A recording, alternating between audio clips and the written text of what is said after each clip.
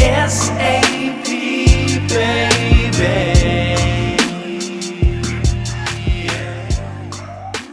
Hello, hello. This is Terry Gross. I grew up on NPR. Yeah. I'm afraid. My dad listened to NPR every day. Mm-hmm. Same. It was On the always way in to the school in the mornings, on the way to high school in the I'm mornings. afraid of My that dad drove me. quiet sound. Why? There's something about that soothing sound that's just like, I grew up with like one TV in the basement that you got to watch on Friday nights. And my house was just too quiet. We had no radio. So like, I'm just like, I don't like anything that doesn't sound loud. That makes sense? No. I don't relate to that, but I was also only allowed to watch TV on Friday nights. So Yeah? I relate to that, yes. Were you raised Catholic or Christian or anything? No, atheists. Atheists? They just didn't want me to be cool.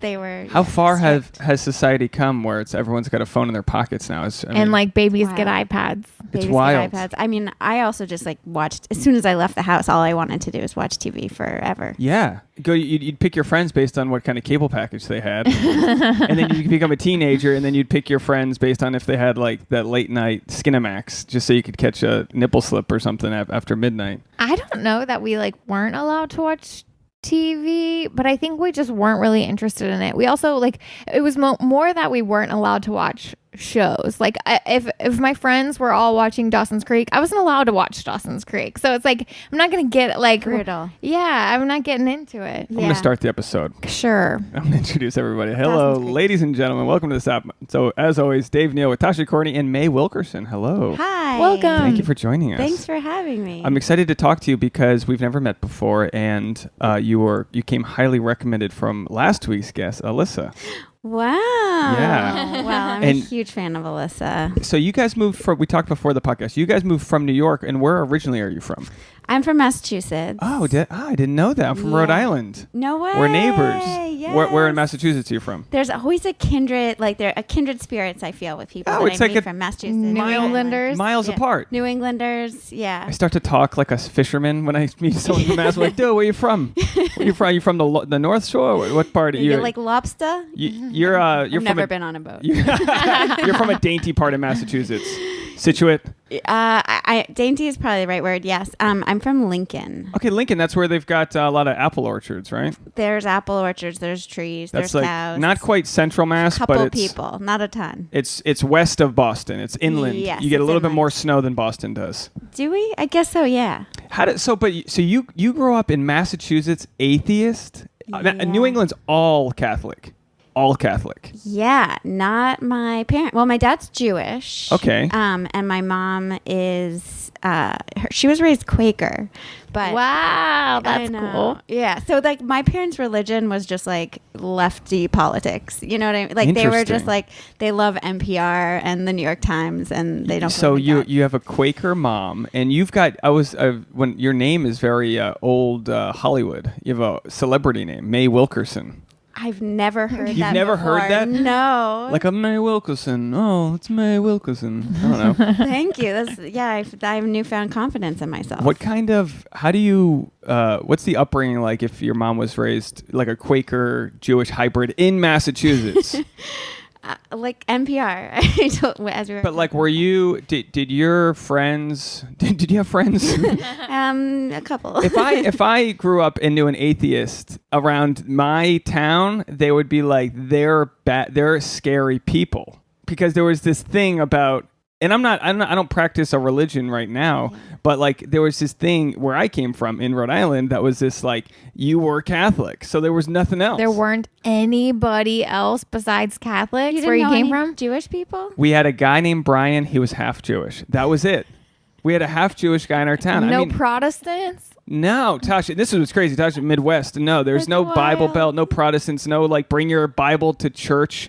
Do you know those people that bring their own Bible to church? They all Yeah, bring their own- everyone. No. No. The Catholics, the Bible's sitting there. You spend half the sermon trying to figure out how to read the Dewey Decimal System of the church. You know what I mean? You're like, Leviticus. What the fuck is Leviticus? And then Catholics aren't known for being that's the thing is they can be very judgmental, but they're not. Is this water for you? Is that what No, we're saying? I want coffee. Oh. You said you were going to share it with me, and it's been over there the whole time.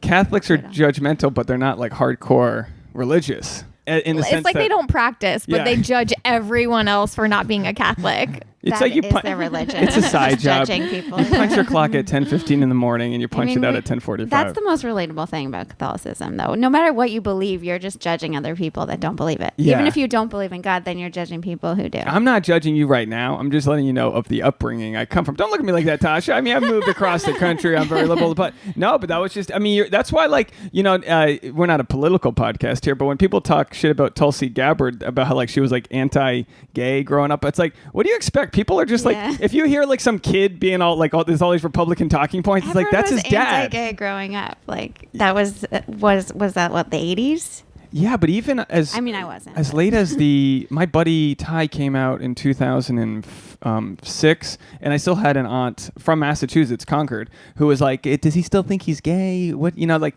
shit's out there." In our childhoods, it was definitely still taboo. Definitely. Don't you think? Yeah, it was an insult, and people were bullied for being gay. I remember there was a few gay people in my high school that came out and they got bullied. Somebody put fruit on their car and stuff. It was a tough time. Yeah, tough time. Yeah. Do you think it's easier now for them? Yeah. I think it's a little bit easier. I think there are definitely still problems, and I think it depends on where you live too. That's so true. I can't imagine that it's easy in Kentucky to be a gay teenager. I can't imagine that it is. Right. But it's so much easier to bully now. So they had to go find put fruit on his car. Now you send a fruit emoji to somebody. I don't think it's bullying's just become it's in your pocket now. But it's not cool. But kids are more woke. Kids are woke, exactly. What are you going to go on Twitter and bully someone for being gay? You'll get canceled. It's cool to be, I think, and inclusive, and pop stars are all coming out. There's a lot more LGBTQ exposure in mainstream media, which I think must help a lot. Who is the one the Emma, the Harry Potter chick? What's her name? Emma Watson? Yeah, didn't she just say she was dating herself? She said it as a joke, and it went viral because she was sick of the weird thing about how women have a hard time being labeled as single as they age. Which she had a great point about that. But then she sort of derailed it by being and that's why I'm self-partnered. A self-partnered, that's a term. British how did I miss this? I'm self-partnered whenever Tasha's out of town. I'll self-partner all day. It was, but it was... the media is running wild with it's if you're trying to sell advertising, I think in traditional media or these websites, the quickest way they can do it is make it a gender discussion or make it you know what I mean, because it's these people in the comment sections take that bait. It's just easy to get somebody with a lesser level of enlightenment to want to comment on take my sister for example. She's the first one to post something on Facebook. God bless her. We're 11 months apart, right? We same exact upbringing. She doesn't understand when she's being trolled by a local news station. Some stupid article. Fake news with a clickbaity headline. Super clickbaity. It's they're eating fetuses at the thing. Oh, this is horrible. Can you believe it? And then she cites and then you do 2 clicks down and then you got to go, Chase, you understand this is not true, or they're selling you this fear. There's no course in how to use the internet, but there should be. Just there a simple. Should, because there's kind of fake news on every side. Oh yeah. There's a lot of fake stuff floating around online. You should just be able to upvote or downvote headlines. Reddit is the only trusty website online. Cardi B posted something on Instagram TV last night, and I watched it, and it was interesting because how Instagram was about to start hiding likes in the US. It's official, they're taking away likes. And Cardi B was I don't think likes are the problem. She said, I think that when you started to be able to like comments, then she said that was a problem, because now it's a thing where there are people who just spend their whole day saying the most outrageous comment, whether it be a mean comment or whatever, to try and get to the top of somebody's page. To get the most liked comment puts you to the top. So then it brings them exposure by way of, Cardi B's trolling. Post. Yeah, exactly. Yeah, user-generated sensationalism. It becomes bullying almost. They're bullying celebrities because then if they get a lot of likes on their comment that's well, you suck, then you feel they won or something. I don't know if you can do this on Facebook because they've changed it around, but on on YouTube you can just disable comments, which blows people's minds. It's a happy world you can live in when you just see people that are watching the content you put out and you don't have to worry about the people that hate it. Because like, have you ever been nervous to do a stand-up bit or something, or even post something online because yes. Well, you already yes. Right, you're going to have 80% of the crowd or 95%, but you also know there's going to be some asshole. Yes. Has it stopped you? I don't have any videos of me doing stand-up online. I've taken them all down, but that's partially because I just don't want like my first grade teachers watching them or whatever. But yeah, you can still like and dislike YouTube videos. So there have been videos of me doing stand-up where there'll be like 20 likes and 1 dislike. And I'm just obsessed with that. Who did this? Yeah. Why do they hate me? And like it gets in my head. Or I read comments and I'm really sensitive, like a lot of comics. And I just take every comment from a stranger as the truth. Yeah. Like I'm like, they're right. Well, it's weird. I think what we do is we when we get a comment or a negative critique or something online, at least this is what I do. I put a face to that comment, and I usually put it as a peer. So then I'll think of somebody like a friend of mine that's saying that comment and it hurts even more. But in reality, it could be like some old guy or some just young asshole. Like you don't even know who it is you're fighting is probably an old guy or a young asshole. Yeah. Those are the commenters. Yeah. They should make it so that you have to at least watch the full video. Because you can just look at a headline and be like, nope. And you can downvote something you don't like without even seeing what the thing was about. Well, and everybody's an expert too from their couch. It's like, what do you know about this? Are you the stand-up critic? Yeah. Like, who are you to be putting your opinion on me? But people who want to be stand-ups and aren't doing it. Yeah. So they're just the dog's on the judging couch. Other people. I was telling you this beforehand, before we got going, how stubborn Boone is. Boone knows when we're recording a podcast, and he'll jump on that we're not going to get up and tell him he's supposed to lay only on his mat on that side of the couch, which he's doing. He's being a very good boy. But if he sees us not looking, he'll go lay on the human side of the couch where he's not supposed to and get slobber all over. It's a beautiful short-term memory he has, where every day he challenges the hierarchy. Like we started letting him sleep in bed and he keeps creeping closer to the pillow, thinking that he's like rising ranks until we pull him back down to society. Anyway, sorry to interrupt you, but I knew the dog was misbehaving. People think we make this up like we're in some like nice recording studio and we bring the dog. No, this is our kitchen, folks. This is where we record. It's a nice kitchen, though. So what? Thanks. So growing up, you said your mom was raised Quaker, but is that a thing she practices? No, she was raised by a pretty strict Quaker, so she sort of rebelled by just not being religious at all, except Christmas. She loves Christmas. Christmas is the one time where we're religious and there's like songs about Jesus playing all the time. Yeah. Because Christmas is a religious holiday. Yeah. Cancel her. Oh, yeah, and you'll meet the people in Massachusetts. They love to do it. If you go, hey, happy holidays, they go, Merry Christmas. Merry Christmas. They hit that C like it's a slur. Merry Christmas. Not happy holidays. I've never understood that. It's just, it's whatever. It's more than just that now. Christmas is a season. Christmas is a lifestyle. But if someone wants to wish me happy Kwanzaa or like happy Hanukkah or whatever, cool. It's like you just respond with whatever energy is being put out there. But anyway, we're not here to debate the holiday.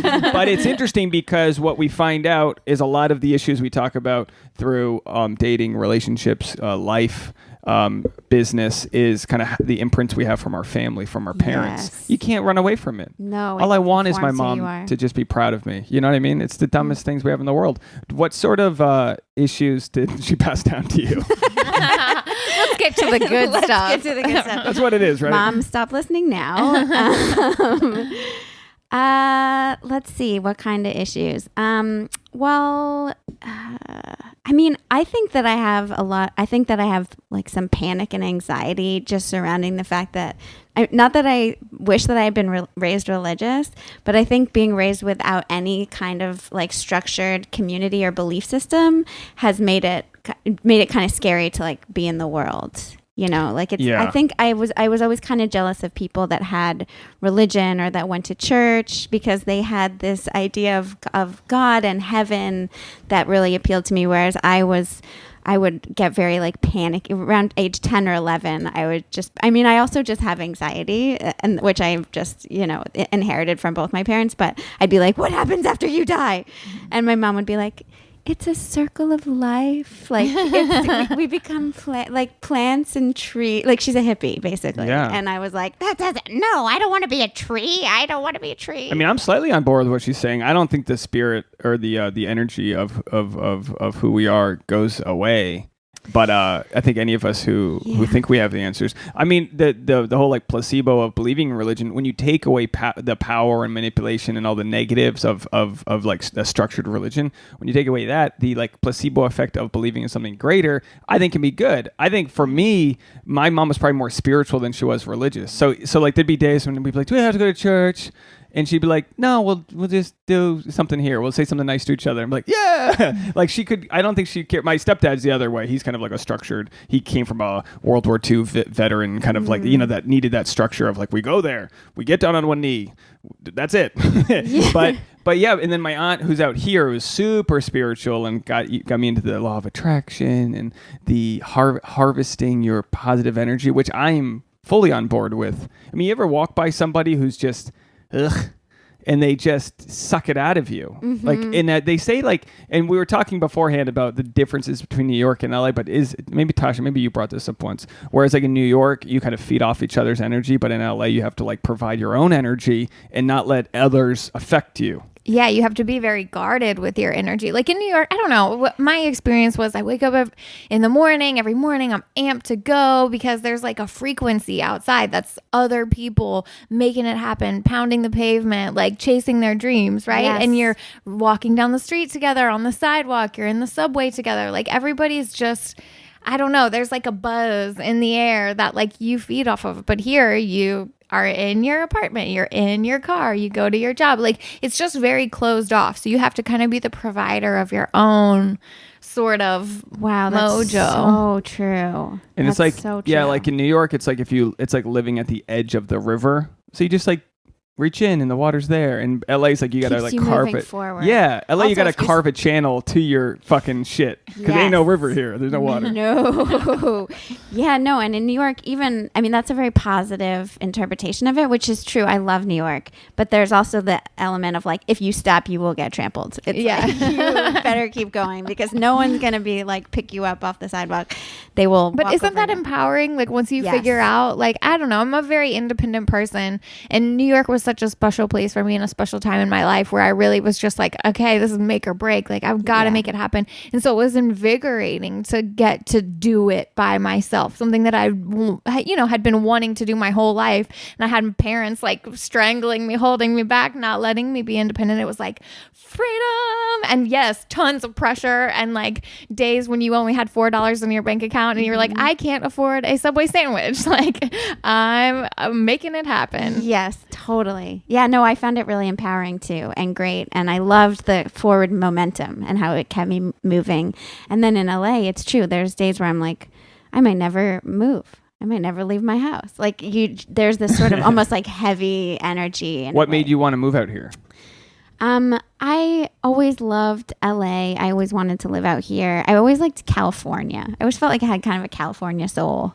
And I love the sunshine. I liked that people are kind of warmer and more friendly. Like in New York, I actually find New Yorkers to be pretty, not friendly, but they're like, there's a sense of camaraderie. Yes, that's it. Like we're all in this together. Mm-hmm.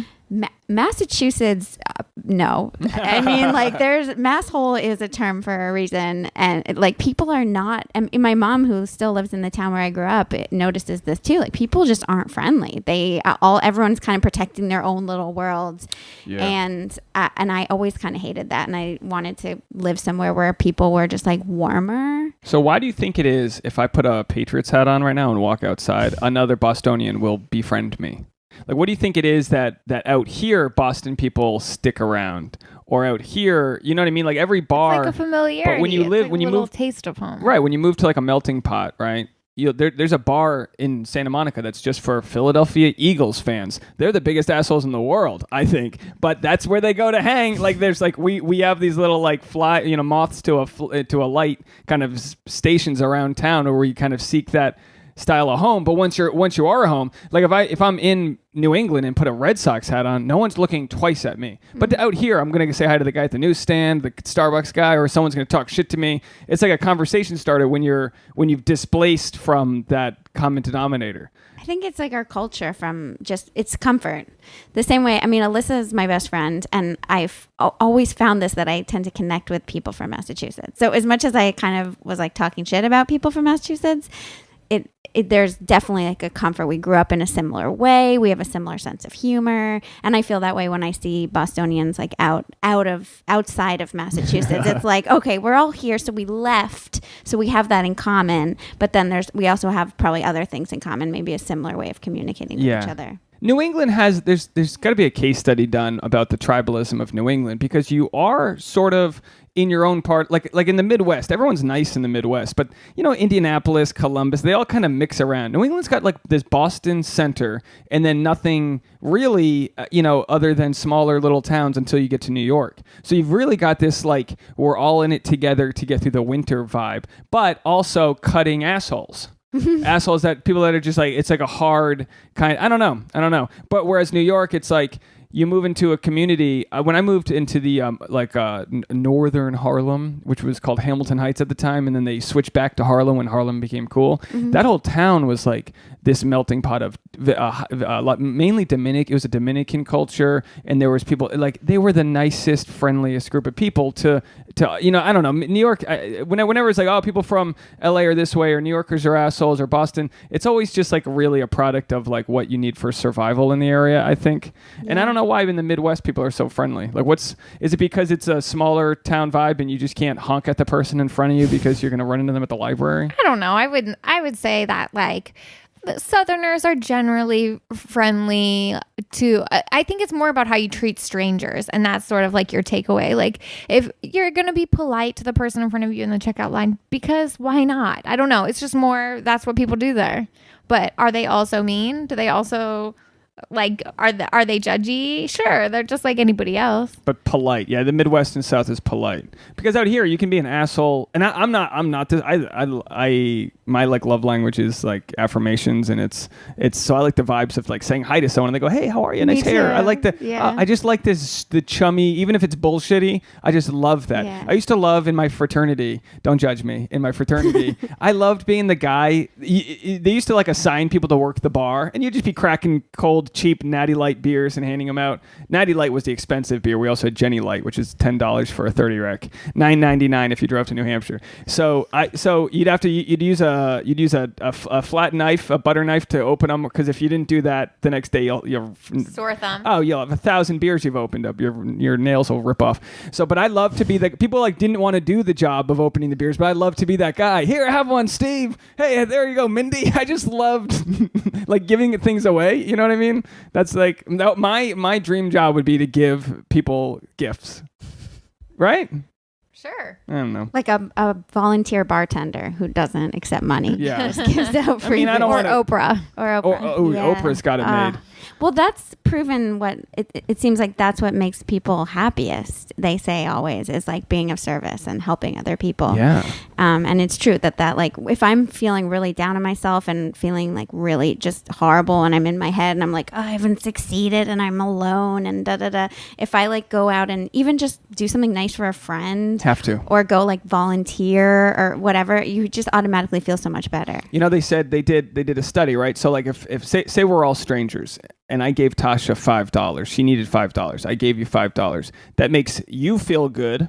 That makes me feel better. And that makes you, for watching this action, feel even better. Mm-hmm. Because there's someone who witnesses a positive kind of, action, that it vicariously is a part of that. And we see that when like a GoFundMe goes viral. I just started a GoFundMe for a guy I barely knew in high school who had his car everything stolen, and in a whole like trip of his lifetime canceled, and he raised $1,800 like that, and I got to watch like money coming in as if I had anything to do with it, and as if it was going into my bank account, and I was just as happy to be like, oh man, Jordan just donated $100. That's fucking nuts.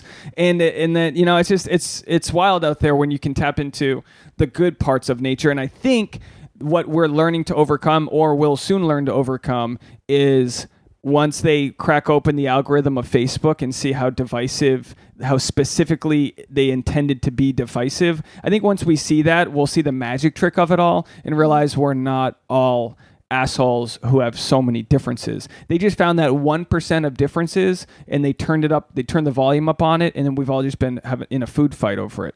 You know what I mean? Yeah. I don't know. What do your parents think of do they go online and post their liberal thoughts to their, do you have like any conservative, do you have any like a warring family that thinks differently, or are they all on the same page? They're all on the same page. True. I live in a true bubble. That makes it a nice Thanksgiving. Yeah, we're going to go to your place for Thanksgiving. That sounds nice. Okay, it does sound nice, but they're still angry. So we still get together and we're just yelling about the state of the world. It's just like, you're not yelling at a person. You're just like, goddamn Trump! Why? There's like still a lot of anger and frustration. But yes, we don't fight with each other about politics. Yeah. We find other reasons. Do you guys have differences with your families? Tasha's parents are very liberal. I would say very liberal. say there's like my family, my immediate family is all liberal. In Kentucky. And then my extended family is kind of divided 50-50.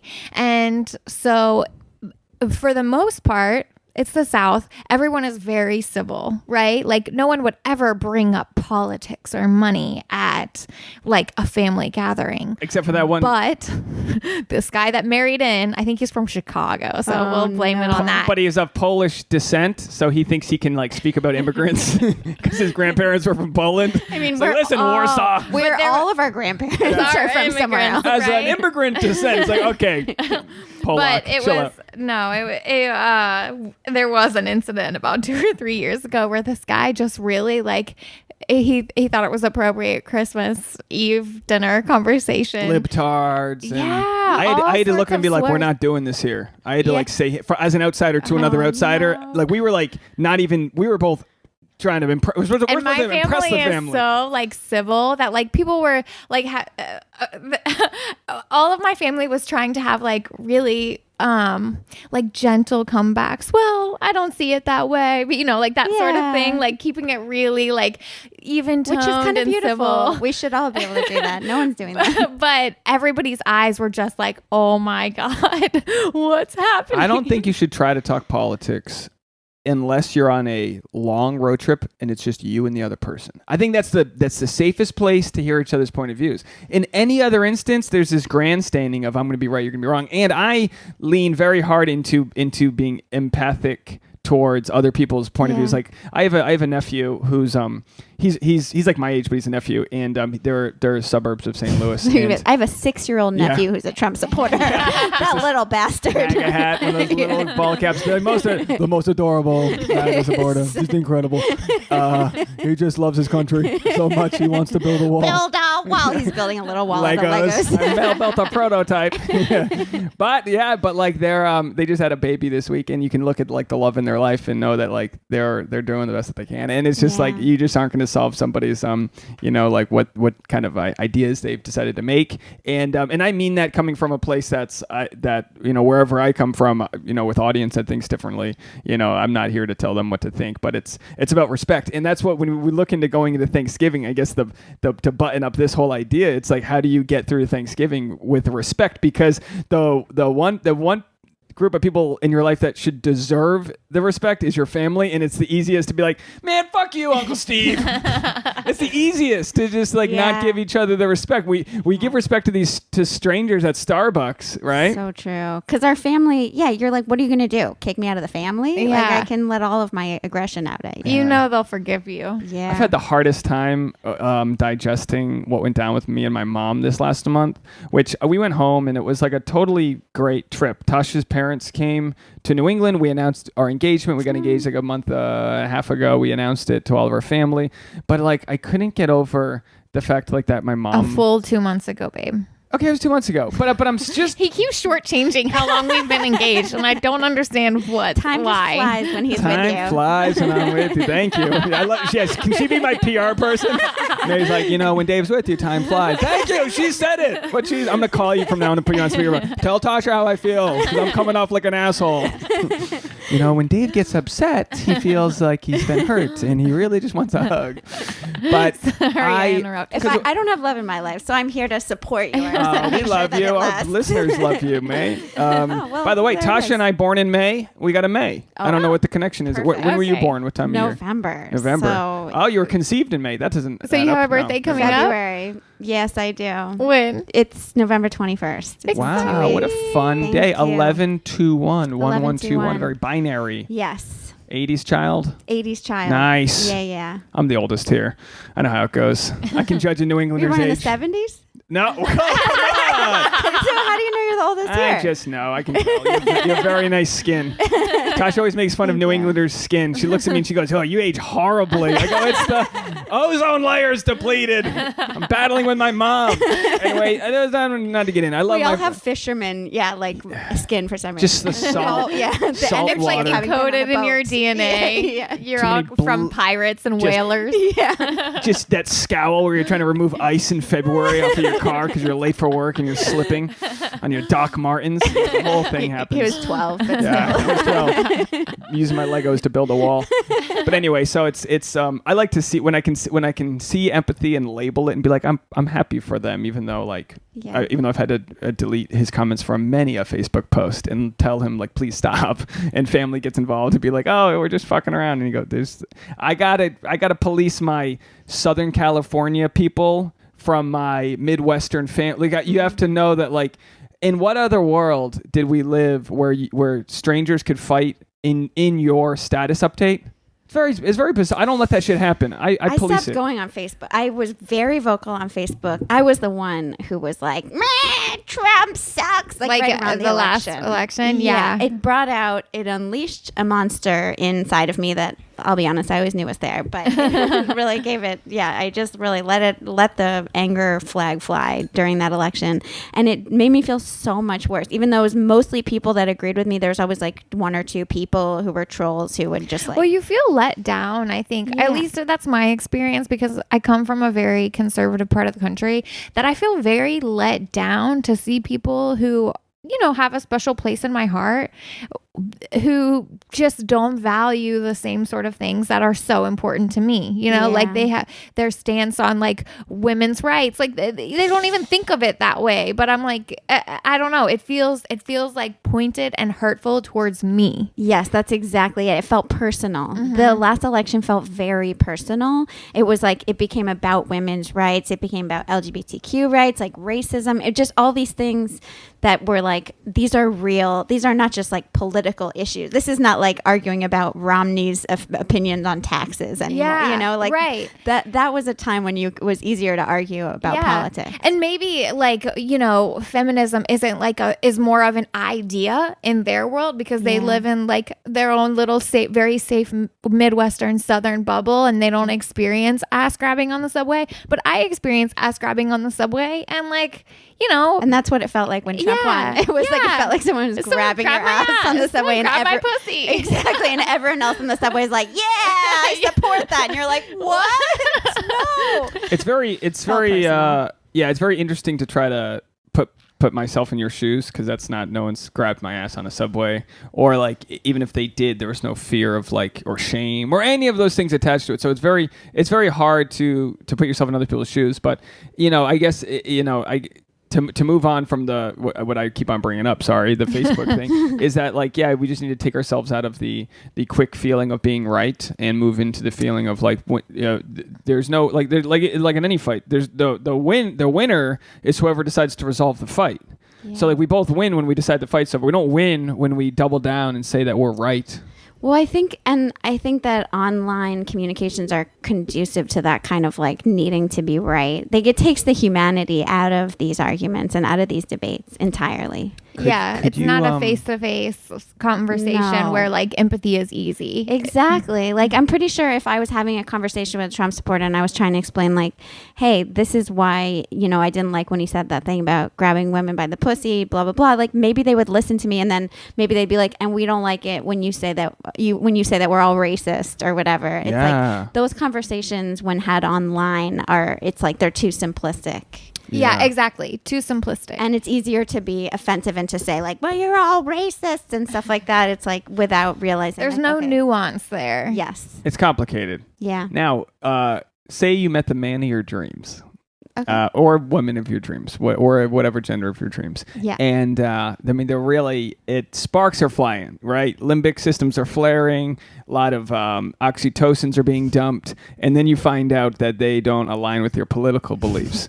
Could you be? Because Tasha and I are not. We're kind of leaning in the same direction, but I don't think I lean as far as you do with a lot of things because I don't have the same. Whatever. We're different, and there's a little bit of abrasion with that, but. No one's got a problem with a little bit of abrasion, but could you date somebody who's just... No. My grandma was a super hardcore Democrat, and both of her husbands were hardcore Republicans, my grandpa and my step-grandpa. And I always thought that was just like unbelievable. She was like going to marches and like out there in the field. Like she had like posters on the wall. But what did that even look like 60 years ago? Like a Republican? You know what I mean? They probably didn't talk about it. That was probably how, whereas now everyone's talking about it. I'm on the apps and I tend to look right away at the where it says like their political leanings, because that is a big part of who I am, and I feel like that is something that I value in terms of like what I'm looking for in a partner.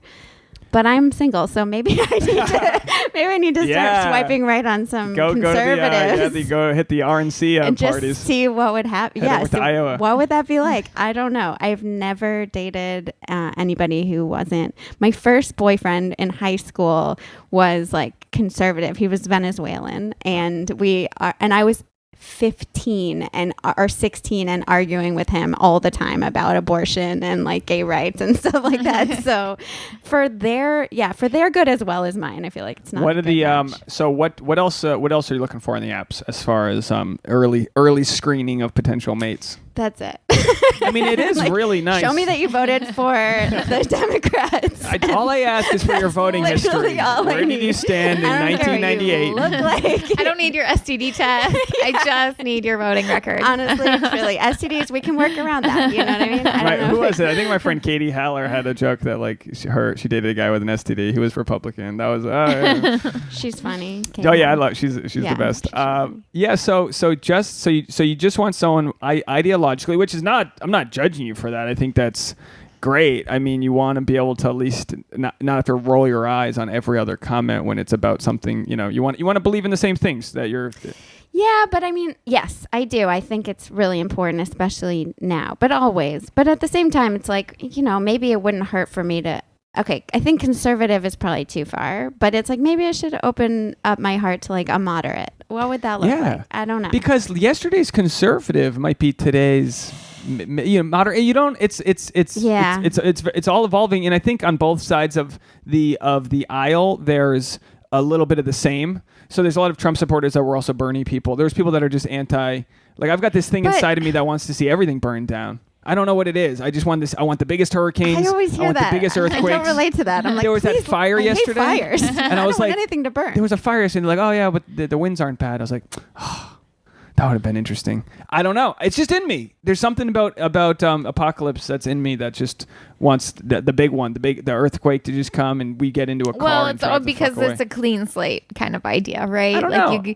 You start fresh with a clean slate and then you can rebuild it how you want instead of having all this think of all the charred bodies. Yeah. I think there's something. That's what it'll we're seeing smell right bad. No, everyone always thinks they're gonna survive the apocalypse. Are you kidding? Or the plague. I'll be the first to go. This mustache is built for an apocalypse. I can blend in. I can hit both parties. I can head into the Midwest and be just fine. I think it's a genetic thing. Just like some people love pimple popping videos. There's something about me that maybe my through the potato famine of Ireland. You want to pop the pimple of capitalism. Yes, I just want to squeeze it out of the fucking mirror. Just shoot it out of here. I don't know what it is. I don't know. So what? So are you primarily looking for love on the dating apps, or are you? I went through a period for a while where I was dating a lot when I first moved to LA, because I was like, it's a whole new city. There's all these new people, and I was going on a ton of dates, and I dated some people for a little while. And I was really excited about it. And then I just got really burned out because I was tired of things that didn't work. I was like, it's disheartening. It's so disheartening. Go on like first date after first date and not feel a connection, or feel a connection and then it fizzles out immediately. Yes. Or it goes on for a few months and then they end it with you, or it goes on for a few months and you end it with them. It was like I had all of the different kind of ways things can end. I experienced that, and then I just got kind of like, well, I'm never gonna meet my person. Like I just got really kind of that seems to be the powerful place, even though you don't want to be disappointed, but I think that's the powerful place to be. To just be like, man, fuck all this bullshit. That's kind of how I feel now. I'm like, you know what? I love my dog. I love my friends. Like this is like every Christmas movie where she's like, I'm over it. No more guys for me. And then you hear some like Christmas bells ring, and some guy's like, hey. I was just looking around the corner to see if like someone's about to. Let's write a Christmas movie where like she finds the love of her life, and then she sees that he's worked for the Mitt Romney's campaign committee or something. That would be so. That is great. But then there's some sort of redeeming quality to him. It's like a modern Romeo and Juliet. And then she becomes Republican, and then they just get old and start hating Jews. Minorities together. Just take some weird twist. Like, we went from a Christian. I thought this was going to be a happy movie. I mean, it is a Christmas movie, so the idea that they would hate Jews at the end. Yeah, we've been talking about that I should write a Christmas movie because it just seems like you see every year. I love them. There's no They're quicker so way horrible. to get on TV. Like I watched one the other day. There's this one, I won't say the production company's name because I'd happily work for them, but their movies are so bad. Like they'll buy anything and they'll make anything. No, I watched one without you. Well, we started watching this production company like 4 years ago, and every year their production quality gets a little bit better, but it's still like, oh, this is a Sunnybrooks production or whatever I don't even know the name, but like we know when we see it, we're like, oh shit, we're in for one now. Because nowadays with Photoshop, you can just make a nice like movie trailer. And it's like they really cut down the script to like as bare bones as possible, so you're almost watching it like this is really missing something, like you're not fully invested, but they're like great. Talk our way through the plot points. It's my favorite season. We're like, all right, please hire me as a writer on your shows. I would love to write a bad stuff. You need some sort of home foreclosure. You need your farm to go out of business, your donut shop. The cost of sprinkles is too high, so your donut shop's going out of business, and then the whole town goes gluten-free. Miracle. Yeah, and then your Christmas miracle has to happen at the last second, and then there has to be love. And it always snows on Christmas. And it snows on Christmas. Yeah, that fake foamy snow. Yeah, it's like really fake. And what was funny living in LA is I've driven through like Studio City on a day when they're shooting a Christmas movie, and it's like shaved. It's 90 sober. degrees outside, and the poor background are like all in parkas. And they'll just like shoot into very specific corners where like sweating. They've moved all the snow into the shot, so they've just like swept snow, and vice versa. I've worked on Gossip Girl in New York where it's like springtime and it's like it's a dead prom of winter. Scene and it's negative just, 10 outside. They have like these heat lamps that like look like lawnmowers that just go over that just dry and melt the snow all at once. It's pretty interesting. But anyway, the world's fake. Everything's fake. Go enjoy your Christmas. I think we can make a Christmas film. I think we could do it. I don't know. I think the bar's low. I think we all could and should. Yeah, absolutely. Yeah. That's your way into like a serious writing career, I think, is just by writing Christmas movies. Because you know what? Don't even edit it. Don't fact check. Listen, especially in the days of like streaming services, Christmas movies are in high demand. And like, yes, you watch the classics every year, but you also want to have new ones. And like last year, Netflix came out with maybe 5 Christmas movies. And I would say 1 or 2 of them were good. And everything else that they like bought so that they could have Christmas movies on Netflix was complete crap. But all you have to do is write like a good Christmas movie every year, and you're making mediocre bank. Yeah, even mediocre. I think you look bigger than that. You make 8 different Christmas movies, and then you release them all at once, and then the next year the Christmas movies start to live in the same universe of each other, and then after 10 years you just make the most epic Christmas movie of all time, where like everyone from the previous Christmas movies is all like moves to the same town. I think you could have that's like a Marvel, like Harry Potter level. Yeah. Babe. Please, I was looking at a house today that's for sale. Please make this happen. She needs this. I need this house. But I mean, could you do it? Could you? What you're gonna have to like lean into the Republican Christmas ideologies. Like, could you make a movie that's just like, could you make your money off of with Jesus undertones? Yeah. Yeah, I think so. As long as you have also you have the main characters be gay or something. You know what I mean? They're gay we Republicans. need diversity casting. Yeah, that's gonna kill in Michigan. Yeah, imagine that. The gay Republicans. An atheist writer becomes the best Christmas movie maker of all time. I think I have a new life goal, you guys. Thank you. Have you met? Have you dated guys that weren't on board that were religious or weren't on board with you as far as what you thought spiritually? I dated a minister, but he was a Unitarian minister. And I don't even know what Unitarian is. It's barely, with all respect to him, it's barely a religion. It's all due respect, and the least respectful. For me, that's a compliment.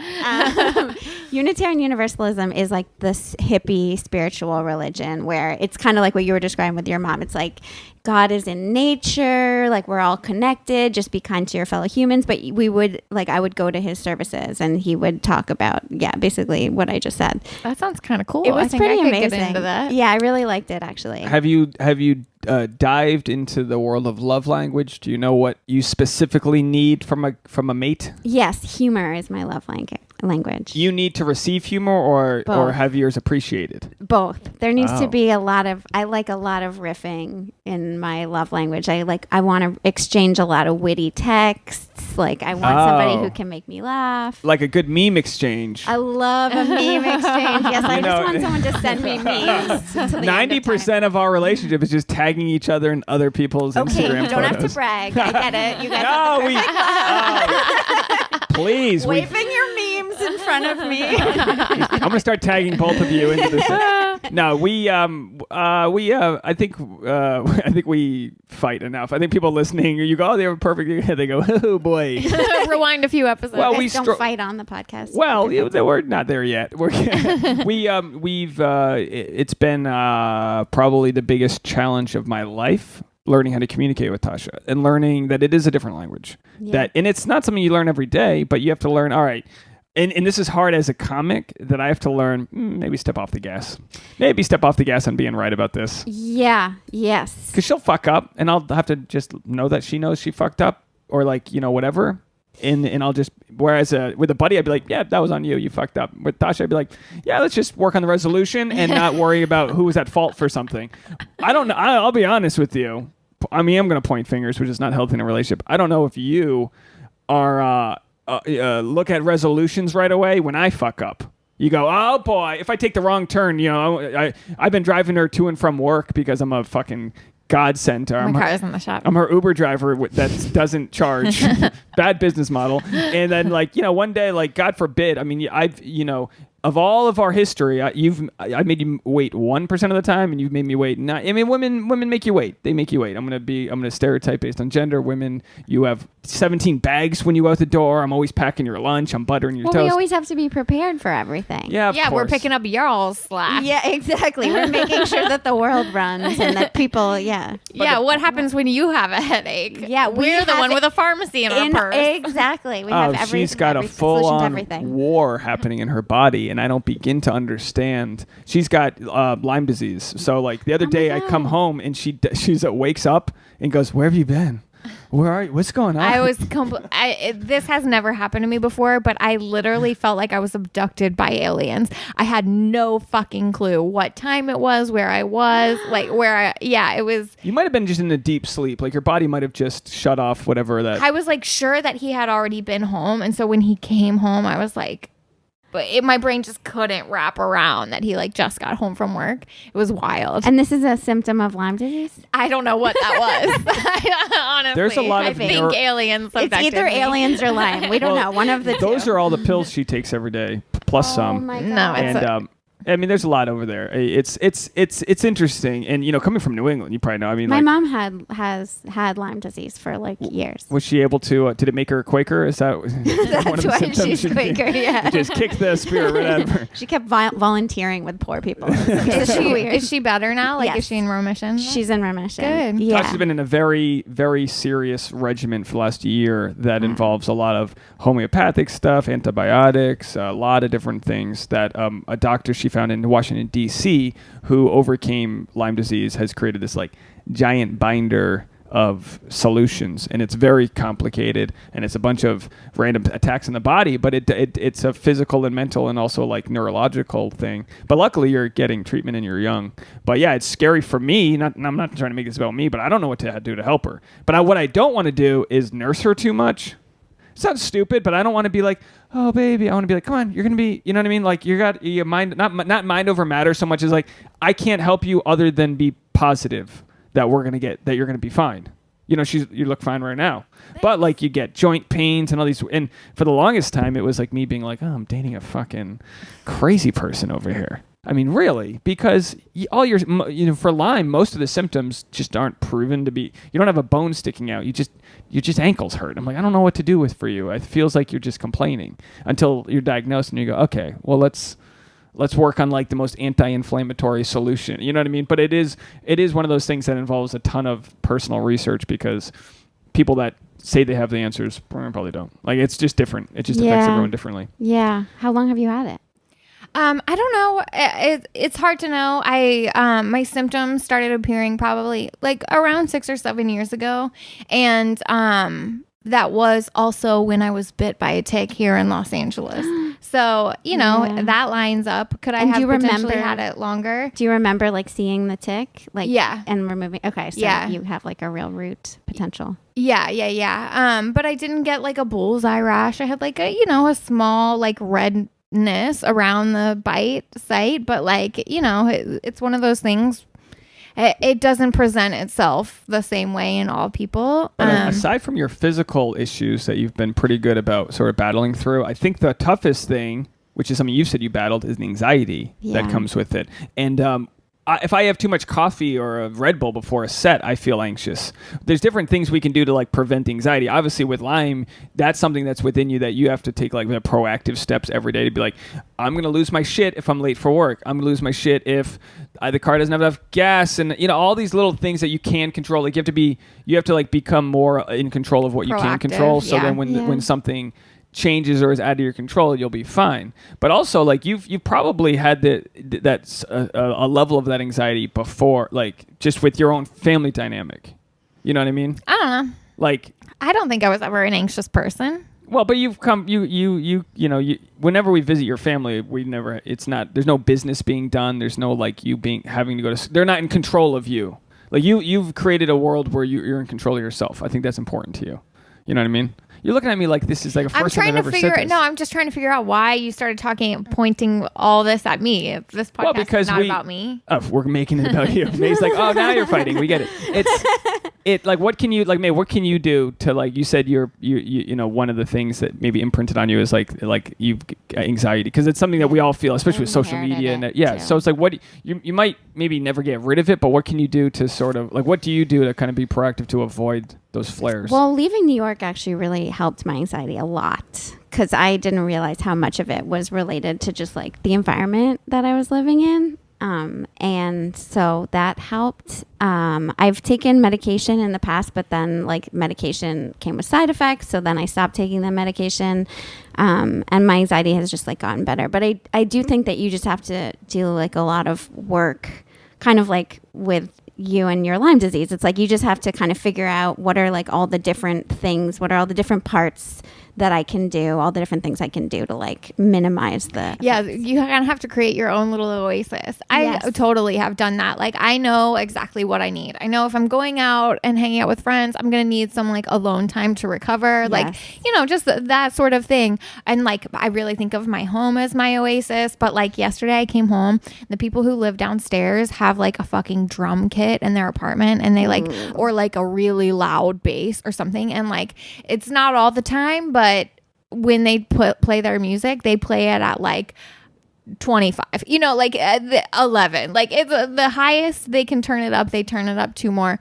And so like the floors are shaking, the walls are shaking. And then there was a car alarm going off outside. The dog across the hall, I don't know, this guy has like not been home for 2 days. So his dog's been like barking and scratching at the door nonstop. As soon as the car alarm starts going off, this building over here, their fire alarm started going off. And I was like, I'm gonna die. I just needed like to curl up in a ball and plug my ears. It was so anxiety inducing because my home, my safe space felt like it was under attack. You know? That's how I felt in New York, like every day. It was just like, I don't have space. I need quiet. Like there's too much. There's so many things going on.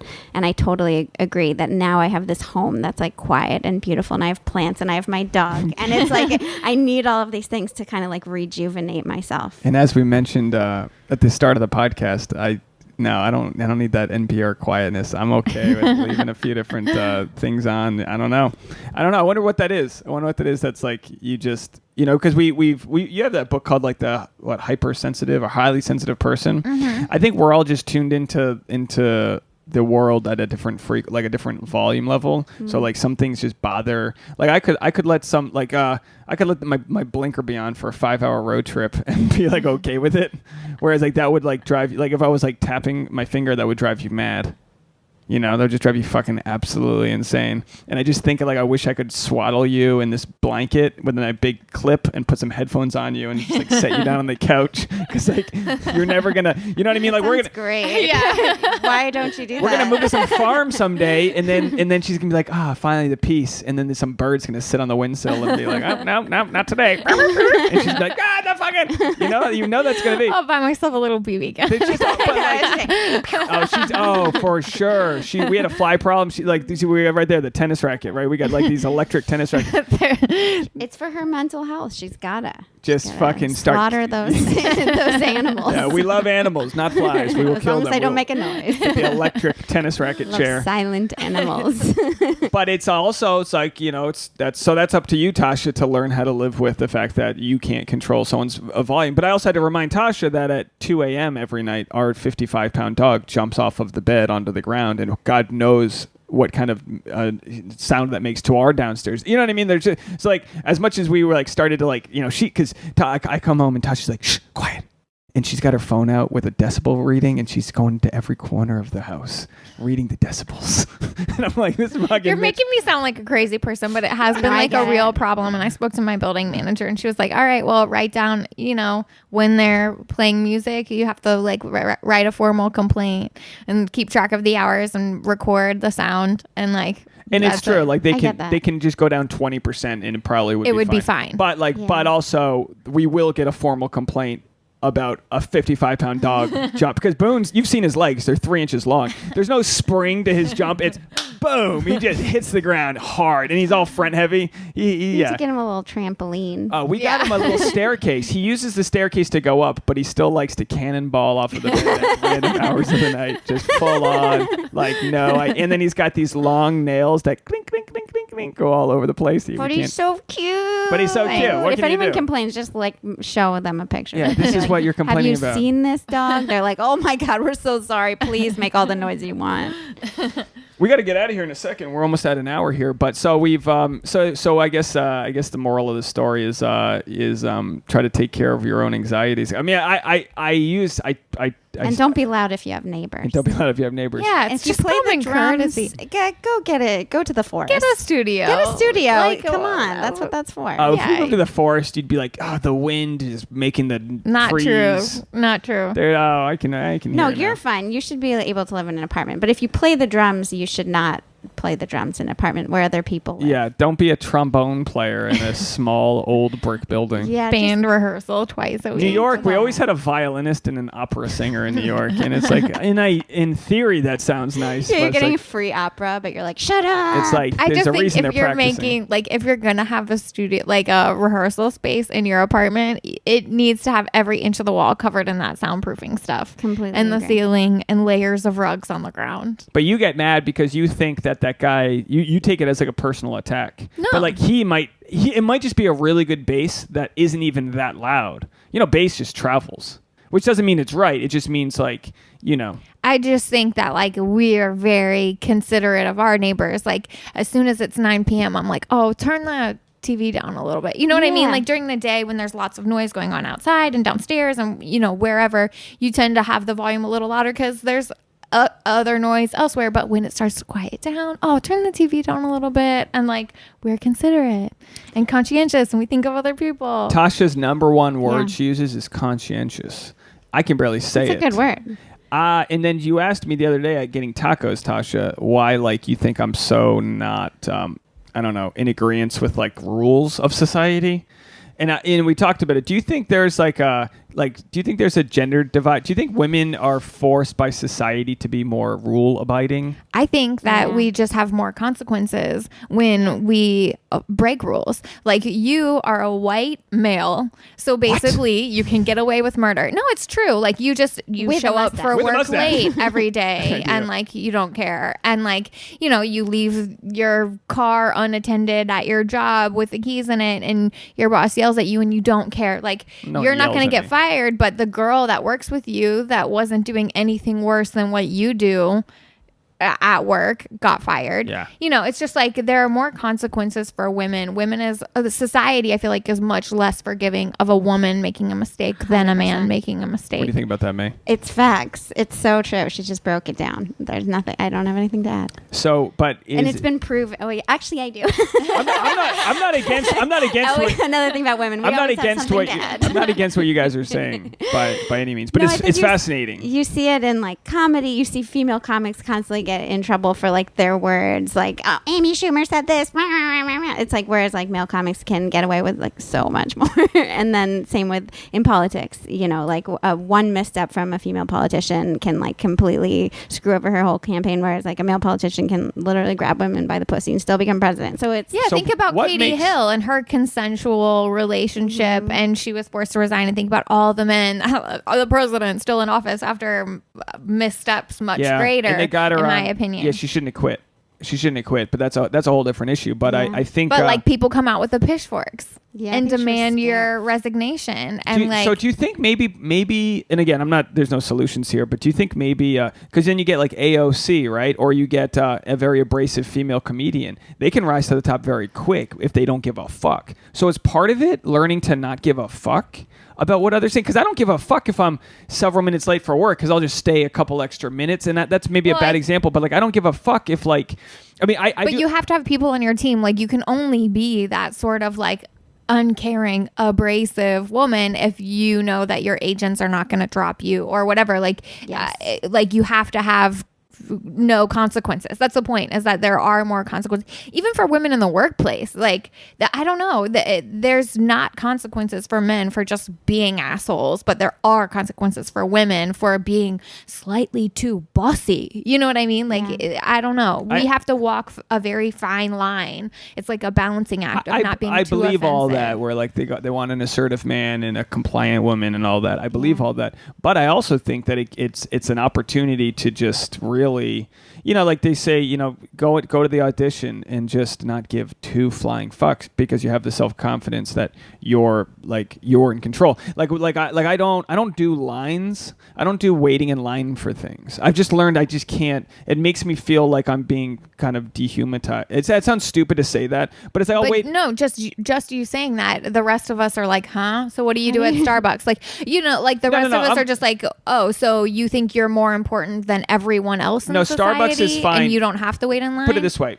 Doing like on a film set or something, if it's like, all right, everyone get in line, we're gonna go see Wardrobe, I'll wait till the line dies down, because I know that you're gonna put me in a line and then not need me for 40 minutes. But you also don't have consequences in that situation, because you're a union person who's not gonna get thrown off the tell set. the PA, please get in line. I'll say, listen, not my first rodeo, and then I'll communicate when the line dies down, I'll be there. Okay, and then they love that they don't have to worry about me. And so like, maybe it's a weird example, but like, I don't think that I would have that same Probably privilege. Not. Probably not. Yeah, probably not. But it's just one of those things you still have to learn. Again, I'm not trying to mansplain to you guys how to be at an audition or something like that, or how to be on stage. I'm just saying, like, but it's also just like, in my opinion, like, why am I going to make this person's job harder by being non-compliant? There's just times when, like, wouldn't I just? I'm sort of like, I'm not going to make your day worse. I'm not going to make you have to have a talk with me. I'm not going to make you have to chase me down.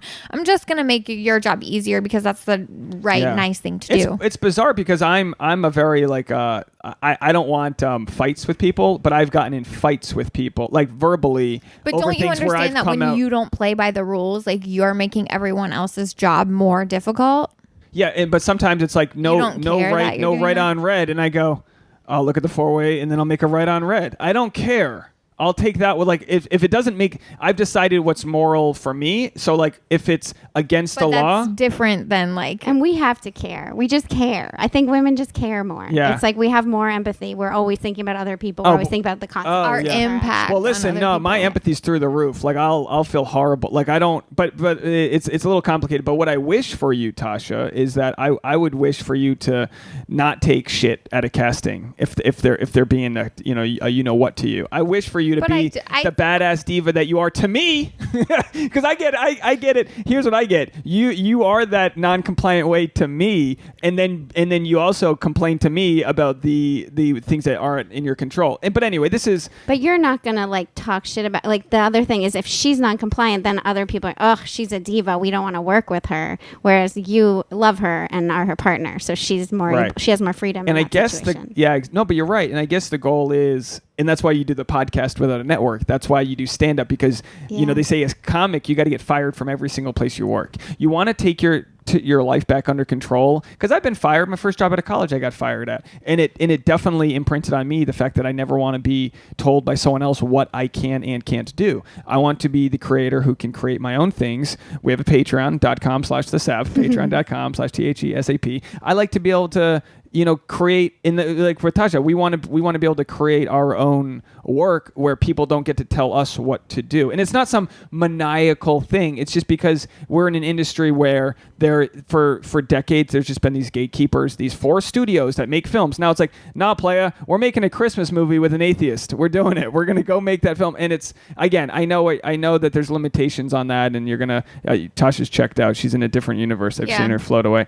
But there is something that like we learn, I guess in our relationship, you learn from each other. Like Tasha's helped me a lot with negotiating. You've helped me be less compliant where I'm like, oh, I'll take whatever you got. Like I'm That's that why way. I don't understand why you're like ragging on me. Like I am not the boss ass bitch who takes no shit because I totally am, but I feel consequences for it. Like I see consequences for it. Yeah, and we're just different that like you've helped me we've actually helped each other negotiate things where like that's why you get an agent because there's been times when you were like, I'll do that for $700 and I'm like, that's for $850. Just because it's like you just start to like vibe what your self-worth is. And Tasha's like, you shouldn't do that gig unless they pay you. And I'm like, they're not going to pay me. Like I've set my self-worth at 0 when it comes to comedy and entertainment because that's where I know that there's some other bro or something that they're going to, you know what I mean? You just start to know like, how do I get my, answer. Why is it okay for you to shortchange yourself? No, it's not. It's not.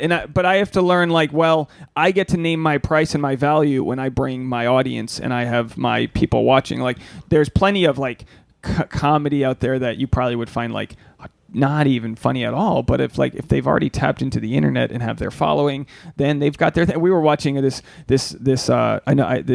friend of mine who I took a class with years ago. She's ultra viral on YouTube, and she's I've been like hate watching her YouTube. She's making probably $10,000 to $20,000 a day. Like no joke. Like I've done the math on her following and the number, and it's just wild. But she's making like kids, like all of her her advertisements are all for like 7-year-olds. But she's killing it, and it's like that's just what she's done. She's learned how to kind of like create her own thing, and she'll never probably get hired by Netflix or a network. But like she's just reaping. She just moved, is a millionaire who owns a mansion now because she tapped into a market of 9-year-olds who comment on her YouTube videos. And that's goals. That's what we all goals. Want. Yeah. I hope 9-year-olds watch my Christmas movie about gay Republicans. And then when you're like some really old lady, they're like 24, they're finally cool. And then you're the cool older person because you've got this like niche army of 9-year-olds. Yeah. 9-year-old Republicans. Yeah, there you go. 9-year-olds what do you have to promote? Your social media or anything? Anything people can find you can follow me on Twitter at Shut Up May or on Instagram at May Wilkerson. And that's MAY. MAYWILKERSON. And I do shows sometimes and I post them on Instagram. And you and Alyssa have a podcast together. We do. Right? It's called Crazy in Bed, Crazy semicolon in Bed. You can also follow us on Instagram. I love a good semicolon. Yeah. Very important to the title. It's important because it's about mental health and it's about anxiety and depression, not about sex. What have you learned through the podcast about about that all? Has it just been a self-exploration of your craziness in bed, or is it? Well, we've learned a lot. It's been a lot of self-exploration, a lot of exploration of other people's issues. We definitely learned that New York and LA have entirely different set of mental health issues, and that in New York we were dealing with a lot more anxiety, and then in LA it's kind of different. People aren't as anxious here, and people are kind of working on themselves more. People are kind of value happiness. What about depression out here? It exists. I have it. So I don't know if I can speak for everyone else. Do you think part of it's every billboard's industry related? Every billboard's get Botox, you old bitch. and then it's all those 4-year consideration. Are you billboards. 30? Go kill yourself. It's whoa, LA, calm down.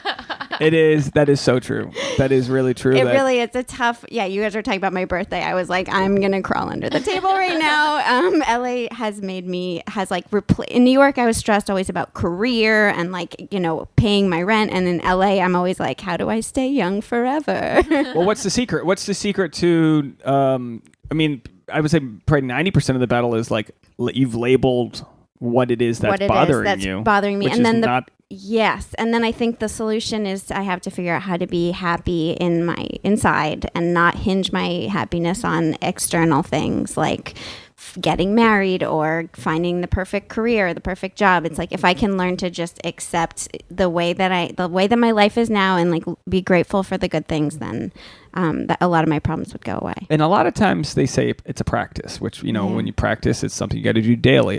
Do you find that you have advanced notice, almost like when you're like with love language, how when when your well's going dry? Do you find advanced notice of if you're going to dip into a depression or start ruminating over some thoughts that are not healthy?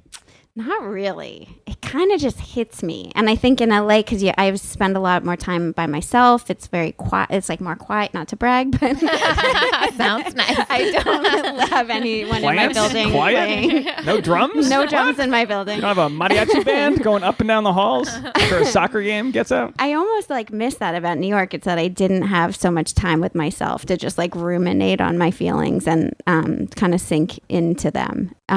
But yeah, it's easier to depression will just kind of hit me in LA, but then it's also easier to get out of it because there's so many beautiful things about living here. It's sometimes just taking a long walk, cuddling with my dog, going to the beach. There's so many ways here, taking a hike. There's so many ways here to kind of reset. But exactly. That also involves action. Yes. And some people are so depressed they can't get off the couch. Yeah. Or in a mood where it's how do you are there times where you just have to drag yourself to Runyon Canyon and say just walk up to the fucking top? Yeah, exactly. Yeah. Exactly. You have to want to fix yourself, and it requires a ton of effort. Sometimes it feels like moving a mountain, getting yourself off the couch and out of your apartment, but if you want that, you'll find a way, right? But it's almost like setting a reminder. Oh, really feeling yourself and going, okay, I feel like shit. I know I got to go for a run. I got this hill I run up. I talk to myself. I go, hey, do this,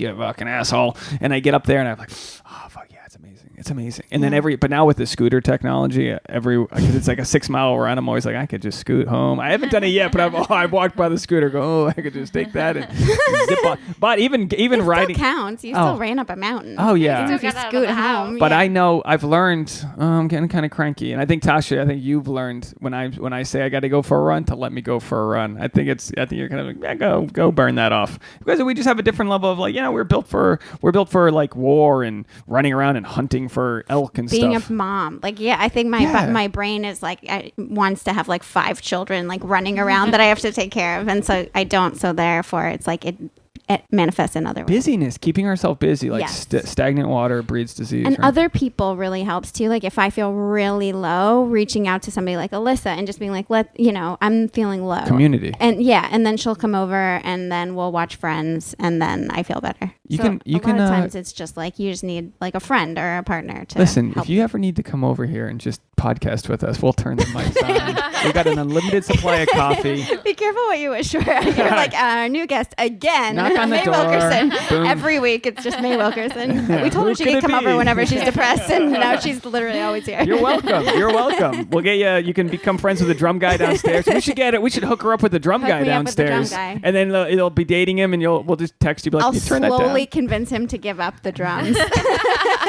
Our master plan. He's like, now he's a trumpet player. Great, thanks so much for that. Wow. Well, you know what? I did want to mention this is you gotta check out the Perfection Detox.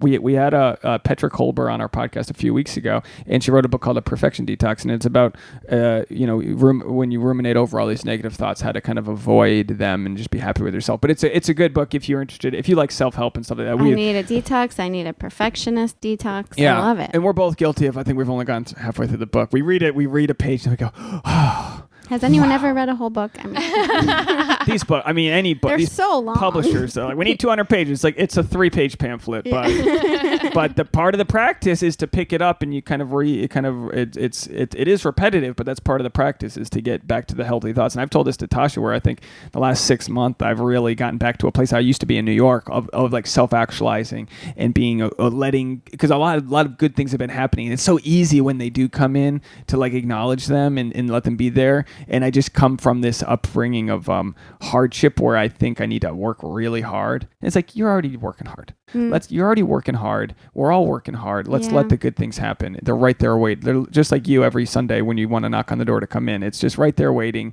The good's there. Again, in the one more time, Instagram. May Wilkerson. May Wilkerson. Tasha Courtney, what do you need to promote? Anything big? Nothing big. All right. Well, I'm Dave Neal, and thank you guys so much for listening. This was episode 362 of the SAP. Bye, everybody. Bye. Thank you.